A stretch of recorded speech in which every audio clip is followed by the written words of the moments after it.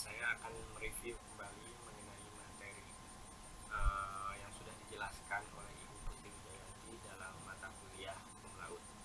Jadi pada kesempatan kali ini saya akan memulai dalam materi Hukum Laut Internasional.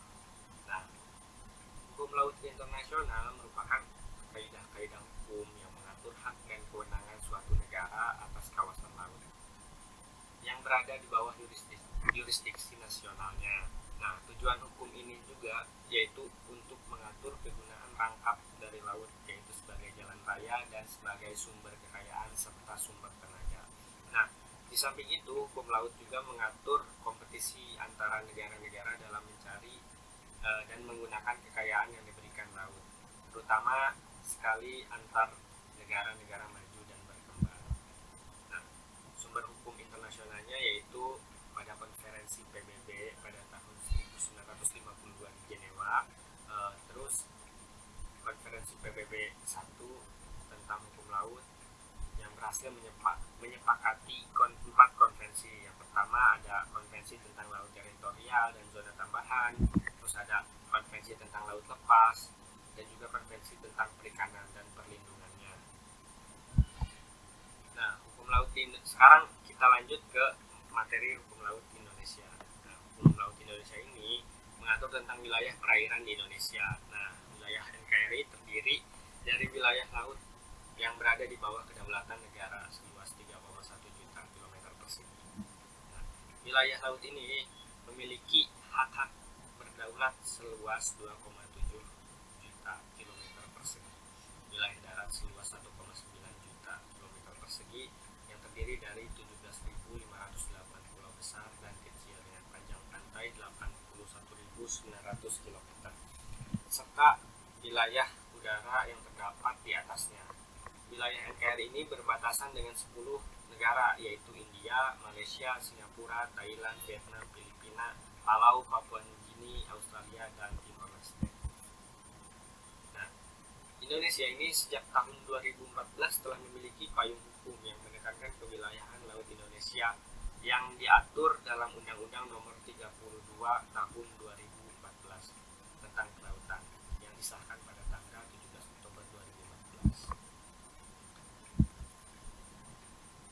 Nah, Indonesia juga merupakan sebagai negara kepulauan yang telah diakui secara internasional berdasarkan United Nations Convention on the Law of the Sea atau UNCLOS 1982 yang kemudian diratifikasi oleh Indonesia dengan Undang-Undang Nomor 17 Tahun 1985 tentang pengesahannya.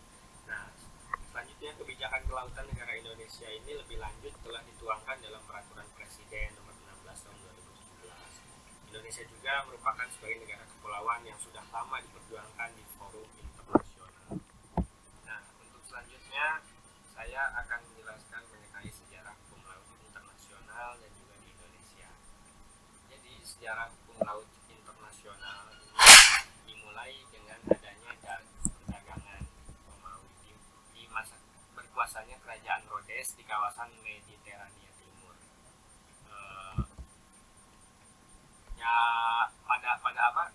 Sejarah hukum laut internasional ini ditemukan yang pertama penemuan benua pada abad ke-15 dan 16, yang kedua ada perjanjian antara Raja Spanyol dan juga Raja Portugis. Selanjutnya pemikiran ahli filsafat klasik yaitu Mare Liberum yang menyatakan asas kebebasan laut. Nah, sementara untuk sejarah hukum laut di Indonesia ini diawali dengan adanya Deklarasi Juanda. Nah, pada saat itu pemerintah Indonesia yang dipimpin oleh Perdana Menteri Juanda Kartawijaya pada tanggal 13 Desember 1957 telah mengeluarkan keputusan yang dikenal dengan Deklarasi Juanda. Nah, Deklarasi Juanda ini merupakan suatu perjuangan bangsa Indonesia untuk memperjuangkan batas wilayah laut, sehingga wilayah Indonesia merupakan suatu kesatuan yang utuh dilihat dari berbagai aspek, yaitu aspek politik, sosial, budaya, dan pertahanan keamanan. Nah, secara historis, batas wilayah laut Indonesia ini telah dibuat oleh pemerintah kolonial Belanda. Nah, isi dari Deklarasi Juanda ini yaitu bahwa Indonesia menyatakan sebagai negara kepulauan yang mempunyai corak tersendiri. Nah, bahwa sejak dahulu kala Kepulauan Nusantara ini sudah merupakan satu kesatuan. Sementara hasil dari deklarasi Juanda ini yaitu demi kesatuan bangsa, integritas wilayah, serta kesatuan ekonomi, ditarik garis-garis pangkal lurus yang menghubungkan titik-titik terluar dari pulau-pulau terluar. Nah, negara berdaulat atas segala perairan yang terletak dalam garis-garis pangkal lurus, termasuk dasar laut dan tanah di bawahnya, serta ruang udara di atasnya dengan segala kekayaan di dalamnya. Laut teritorial seluas 12 mil diukur dari pulau yang terluar. Selanjutnya, hak lintas damai kapal asing melalui perairan Nusantara dijamin tidak merugikan kepentingan negara pantai, baik keamanan maupun ketertibannya. Sementara untuk pasca deklarasi Juanda ini menyatakan bahwa Indonesia menganut prinsip-prinsip negara kepulauan atau archipelagic state, sehingga laut-laut antar pulau merupakan wilayah Republik Indonesia dan bukan kawasan bebas. Baik, untuk selanjutnya yaitu ada zona-zona maritim. Nah, di dalam zona-zona maritim ini terdapat bagian-bagian wilayah laut di suatu negara. Nah, yang pertama ada zona laut teritorial, yaitu batas laut yang diukur sejauh 12 mil dari garis dasar pulau terluar menuju laut lepas. Nah, jika ada dua negara yang letaknya berhadapan atau berdampingan, tidak satupun berhak kecuali adanya persetujuan untuk menetapkan batas laut teritorialnya yang melebihi garis tengah yang titik-titiknya sama jarak. Nah, laut teritorial ini sudah diatur dalam UNCLOS 1982 pada bab 2 pasal 2 sampai 32. Pada pasal 2 ini berbunyi, kedaulatan negara kepulauan, wilayah darat, perairan pedalaman, perairan kepulauan, dan sampai laut teritorial atau laut wilayah. Sementara untuk pasal 3, hak untuk menetapkan lebar laut teritorialnya tidak melebihi 12 mil laut yang diukur dari garis pangkal.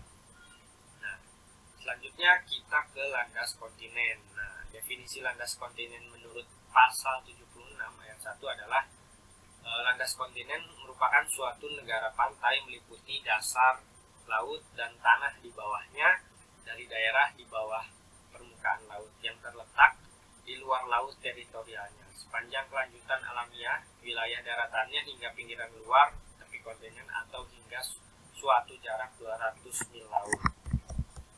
Nah, di Indonesia ini terletak di dua landas kontinen, yaitu benua Asia dan benua Australia. Dasar laut dan tanah di bawahnya ini sampai jarak 200 mil laut ya dari garis pangkal di mana laut teritorial diukur. Selanjutnya kita ke zona ekonomi eksklusif. Nah, zona ekonomi eksklusif terdapat pada pasal 55 UNCLOS 1982, yaitu suatu daerah di luar dan berdampingan dengan laut teritorial yang tunduk pada rezim hukum khusus yang ditetapkan berdasarkan hak-hak yurisdiksi yang diatur oleh ketentuan yang relevan dalam konvensi ini. Nah, batas terluar laut teritorial yang berjarak 200 mil dari garis pantai terluar. Di sepanjang wilayah tersebut, baik lautan maupun udara di negara memiliki hak atas kekayaan laut, udara, militer, dan lain sebagainya. Nah, terdapat 15 negara yang mempunyai zona ekonomi eksklusif, yaitu ada Amerika Serikat, Prancis, Indonesia, Selandia Baru, Australia, Rusia, Jepang, Brazil, Kanada, Meksiko, Kiribati, Papua Nugini, Chili, Norwegia, dan juga India. Nah, setiap negara ini memiliki hak berdaulat untuk tujuan eksplorasi, eksploitasi, konservasi, dan mengelola sumber daya alam baik hayati maupun non-hayati di perairannya, dasar laut dan juga tanah di bawahnya, serta untuk keperluan ekonomi di zona tersebut seperti produksi energi dari air, arus, dan juga angin. Nah, selanjutnya kita ke zona tambahan. Jadi setiap negara pantai ini mempunyai zona tambahan yang jauhnya tidak boleh melebihi 24 mil, yang diukur dari garis pangkal di mana lebar laut teritorial diukur, atau sejauh 12 mil diukur dari laut teritorial suatu negara pantai. Nah, di zona tambahan, setiap negara pantai dapat melaksanakan pengawasan yang diperlukan untuk mencegah pelanggaran peraturan perundang-undangan dan menghukum para pelakunya jika ada yang melanggar. Nah, selanjutnya kita ke selat-selat internasional. Nah, terdapat transit passage, yaitu hak melintas atas selat internasional. Suatu negara tidak dapat melakukan penangguhan terhadap hak transit dari pelayaran internasional di selat internasional tersebut meskipun masuk wilayah ZTE. Contohnya yaitu Selat Malaka ya. Nah, ada beberapa syarat dari hak lintas transit ini. Yang pertama, pelayaran ataupun penerbangan itu hanya semata-mata untuk tujuan melewati perairan laut atau ruang udara di atas selat tersebut tanpa singgah atau memasuki pelabuhan negara pantai. Yang kedua, pelayaran atau penerbangan itu harus dilakukan secara terus-menerus, langsung dan secepat mungkin. Selanjutnya, ada negara kepulauan atau archipelagic state. Nah, negara kepulauan ini berarti suatu negara yang seluruhnya terdiri dari satu atau lebih kepulauan dan dapat mencakup pulau-pulau lain. Nah, sementara arti kepulauan menurut pasal 46B yaitu suatu gugusan pulau, termasuk bagian pulau, perairan diantaranya dan lain-lain wujud alamiah yang hubungannya satu sama lainnya demikian eratnya sehingga pulau-pulau, perairan, dan wujud alamiah lainnya itu merupakan suatu kesatuan geografi, ekonomi, dan politik yang hakiki atau yang secara historis dianggap sebagai demikian. Nah, garis pangkal kepulauan ini yaitu garis pangkal normal dan garis pangkal lurus sesuai dengan situasi geografis dari pantai pulau-pulaunya. Nah, archipelagic water atau negara kepulauan adalah wilayah perairan yang berada atau terletak pada sisi dalam dari garis pangkal kepulauan tersebut. Mungkin cukup sekian review mengenai mata kuliah hukum laut yang sudah dijelaskan oleh Ibu Putri Wijayanti. Semoga bermanfaat untuk semuanya dan khususnya saya dalam pembelajaran pada mata kuliah hukum laut ini. Dan saya ucapkan terima kasih untuk semuanya. Terima kasih sudah menonton. Saya tutup dengan salam